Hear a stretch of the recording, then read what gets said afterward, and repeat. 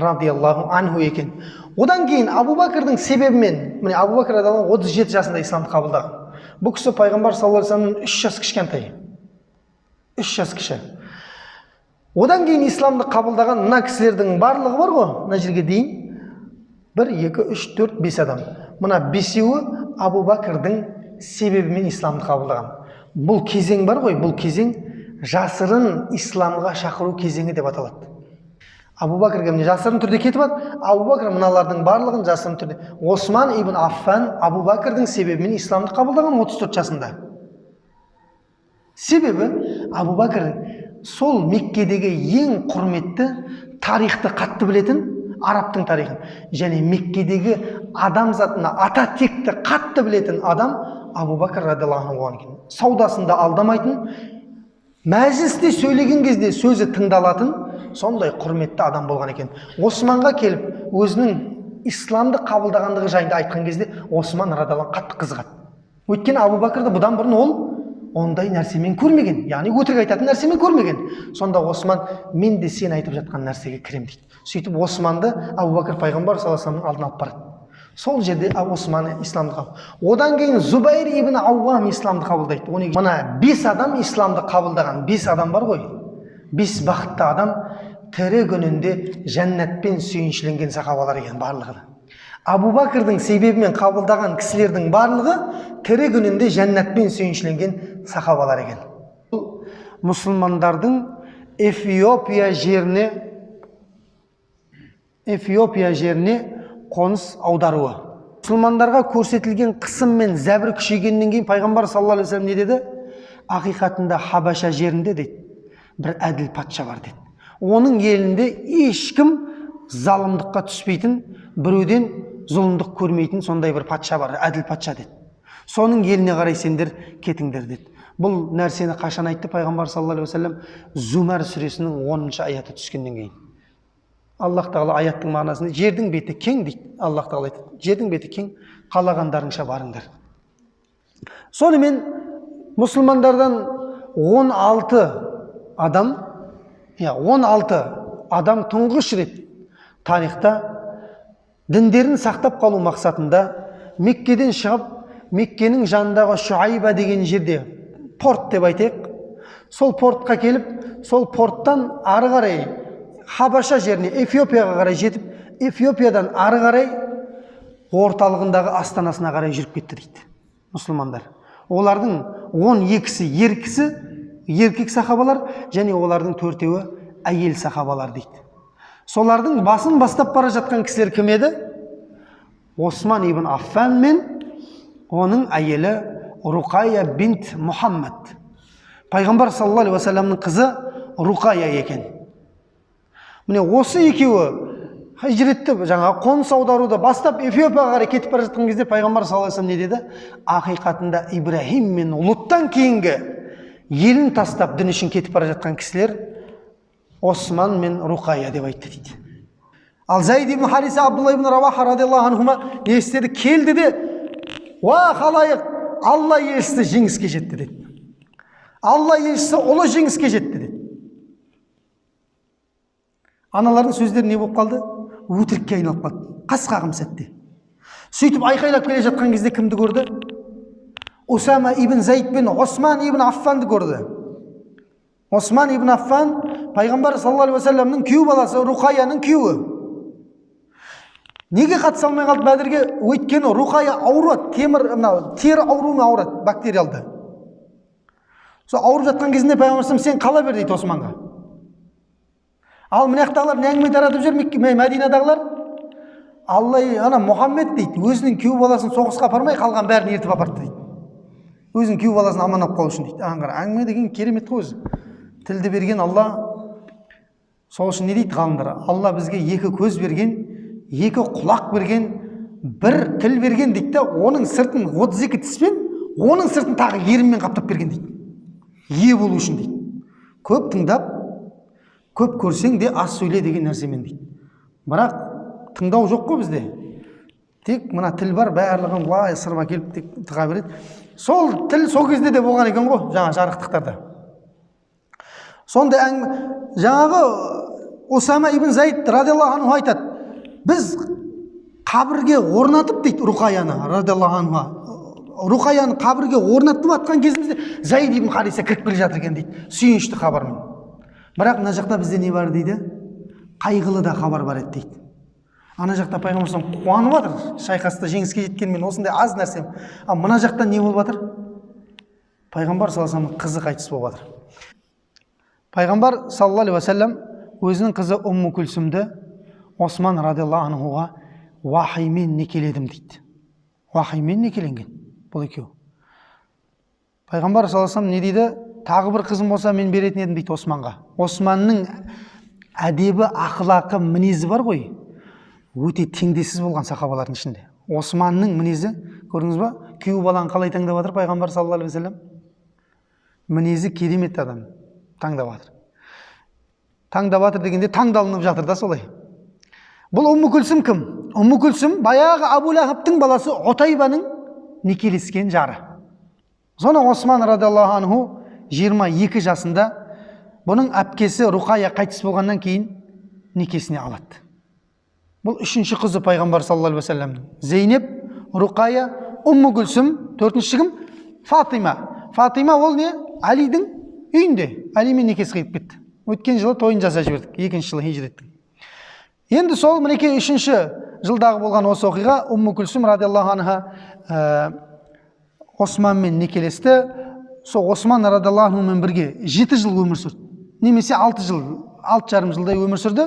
Хижреттің 9-шы жылы пайғамбар саллаллаху алейхи вассаламның дүниеден өтуінен 1 жыл бұрын Умму Күлсім радиаллаху анха дүниеден өткен екен.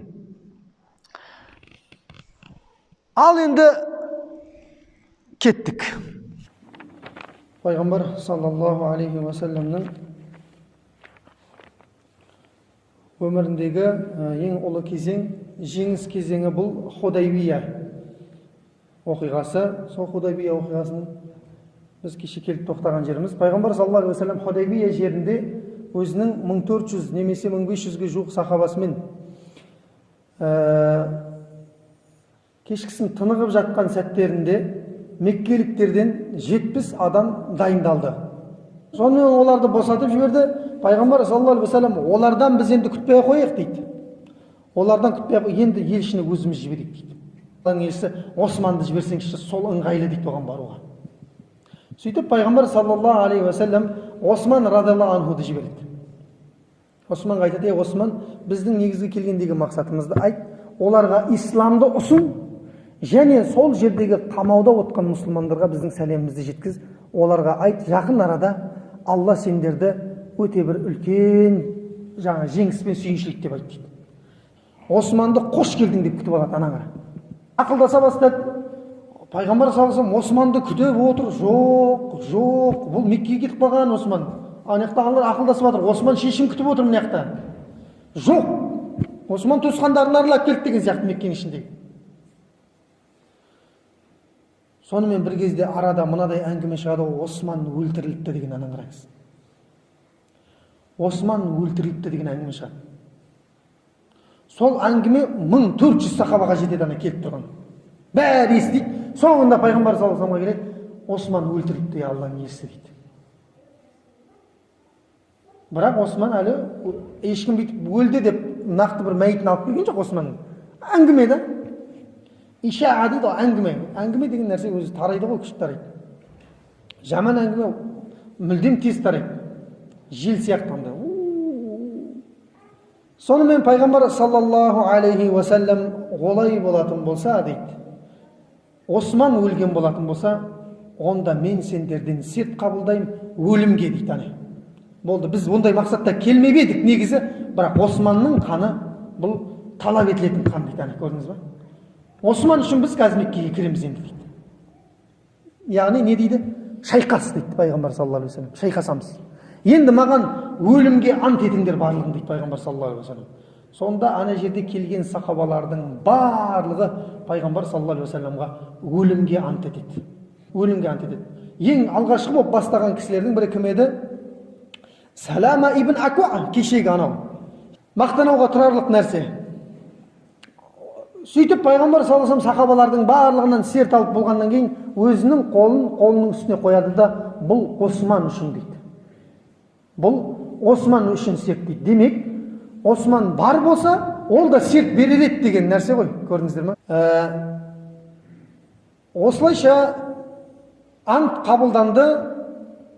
Ант қабылданып болғаннан кейін бір кезде жарықтық Осман радиаллаху анху келе жатыр дейді.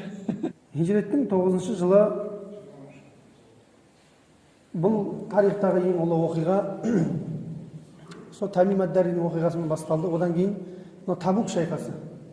Табук жорығы деп аталады, немесе бұл шайқас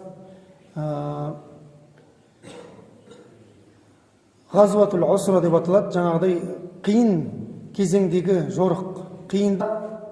Пайғамбар саллаллаху алейхи уассалам айтты, осындай қиын кезеңде енді Алла жолына инфақ дейді ғой.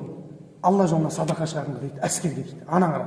Өзі барам ба бармайын ба деп отқан сахабалар енді Алла жолына ақша шығарыңдар дейді пайғамбар саллаллаху алейхи уассалам. Абу Бәкір радиаллаху анху келіп тұр дейді ғой пайғамбар саллаллаху алейхи уассаламға. Алланың елшісі, мендегі бар нәрсенің барлығы мынау деп айтады дейді. Мендегі бар нәрсе 4000 дирхам әкеліп тұр дейді Абу Бәкір радиаллаху анху. Омар Абу Бәкір не әкеледі екен деп мен жүгіріп кірдім дейді мешітке. Сөйтсем ол пайғамбар әкеліп алдына қойып жатыр жаңағы заттардың барлығын. Омардан Абу Бәкірден озып кеттім деп отыр ғой енді Омар өзінше. Осы жол озатын болды не болса да деп. Сөйтіп пайғамбар саллаллаху алейхи вассалам, Абу Бәкір, мынанша заттың барлығын әкелгенде үйіңе не қалдырдың сен? Бірдеңе қалды ма үйіңе? Десе Абу Бәкір радиаллаху анху, Алла және оның елшісі қалып үйде деп айтады дейді. Дым жоқ басқа деп айтады. Алла және оның елшісі қалды дейді үйде. Бір кезде Омар айтты дейді, Алла, Абу Бәкірден оза алмайтын болдық қой деп айтады. Омар сен не әкелдің десе, Алланың елшісі, жартысын үйге қалдырдым, жартысын әкептім деп айтады дейді. Абу Бәкір бәрібір озып кетті радиаллаху анху. Сол кезде пайғамбар саллаллаху алейхи вассалам тағы кім не береді? Тағы кім не береді деген кезде Осман радиаллаху анху отырды ғой. Алланың елшісі, мен Шамға жіберейін деп тұрған керуенім дейді 300 керуен. Соны үстіндегі ат әбзелмен жаңағы керуеннің үстіндегі бағал заттарымен бірге қосып Алланың жолына бердім дейді. 300 тие бір берді. Тағы кім не береді? Бір кезде Осман радиаллаху анху қайтадан бір шығып кетті де қайтып келді. Алланың елшісі, тағы да 100 тие берейін деп едім деп айтады дейді. Тастады да 100 тиені Алланың жолына. Қайтадан шығып кетті дейді Осман радиаллаху анху. Соңында Осман радиаллаху анху 900 түйе, 100 жылқы, 8 килограмм күміс алып келді дейді. Сонда пайғамбар саллаллаху алейхи вассалам айтты дейді, бұдан бұлай Османның жасаған істерінің зияны тимейді деп айтты. Яғни Осман бұдан бұлай не істесе де оның ақыретіне оның зияны тимейді дейді. Болды, Алла бұны Османды кешіріп жіберді деп айтты дейді. Ең қиын кезде, көрдіңіз ба, жоқ кезде беру бар ғой, бұл күшті да. Адам жоқ кезде беріп, аз болса да үйрену керек. Өйткені бар кезде бере алуың үшін дейді. Жоқ кезде бере алмадың ба, онда бар кезде шық бермес шығайбай боласың дейді. Радиаллаху анху, кім Абу Хурайра радиаллаху анху айтады ғой, Осман 2 рет сатып алды жәннатты дейді. Баяғыда мен бір сабақта айтып кеткенмін. Ана Рома деген құдықты сатып алады Осман Яхудиден. Бір күнге сатып алайын дейді. Сосын бір күн сенікі болсын дейді.